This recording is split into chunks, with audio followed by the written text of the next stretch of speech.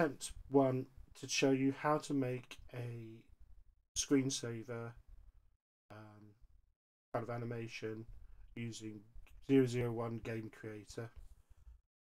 And this is what we're going to aim for. I'm going to take a rendered image. This is 60 frames JPEG or PNG file, a sparkly thing. I've added that and as a parallax here. I've called it Fire1 Sprite A Sprite. I put in some key controls, escape to get out, M to switch the music on and off. I've imported some music. I've got a timer up here. And in the timer, called it timer 1, and initial delay should be 0.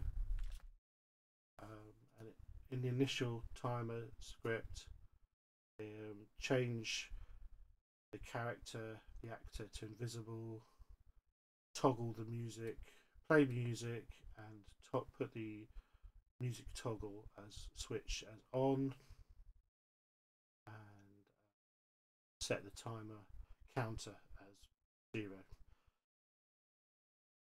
And to explain why I've done that, so you've got a timer. The timer is the heartbeat of this program, and the initial creation of it, this bit, is the initialization of everything. Close that. And then every timer tick, what have I got? Nothing at the moment because I'm still playing with that. But every timer tick, you'd have timer 1 equals timer 1, timer 1 counter equals timer 1 counter plus 1, and then at 200 reset it. So we've got this constant tick in which we can put events in that if we wanted to. Other than that, I've put in some controls.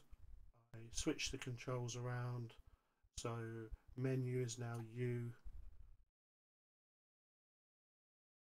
I've added escape, which does the escape button, and M for the M button, and those two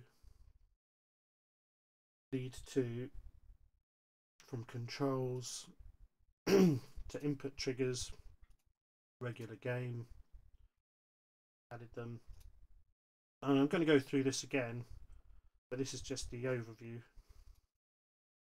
And in there you put the key in escape, and the script is just quit, and that is in text mode, capital Q U I T, and that just gets us out when we hit the escape key. It's very important for all these applications to be able to get out quickly. Alt F4 already works, which is nice, but the more of these the better. I would like to put Control Q in, but I don't know how to do multiple key presses yet. That would be nice. Maybe I need, I don't know, pressed. I wonder if I can add another one there. If I hit Control there, I don't want to mess it though. Control. No, that didn't work. I was hoping it would cancel that. Yeah, so I would like to be able to do Control Q as well and Control C. Put all the things to get people really appreciate being able to get out of something if they need to, and especially when it could possibly crash and everything.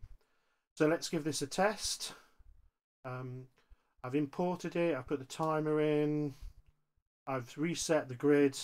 I've reset the resolution to be 1360 by 768 because that fits my needs. So let's test it. Test game. You want to save? No. I'm going to test it in windowed mode, just so that you can see it. Otherwise, it does something horrible. Although I think it might work with full screen, but I'm going to do windowed mode anyway, just to. Now we've got the loading screen. leading onto the main screen. I've disabled the HUD. That's my music playing, which I made in a different program, Music Maker. The image I made in amberlight.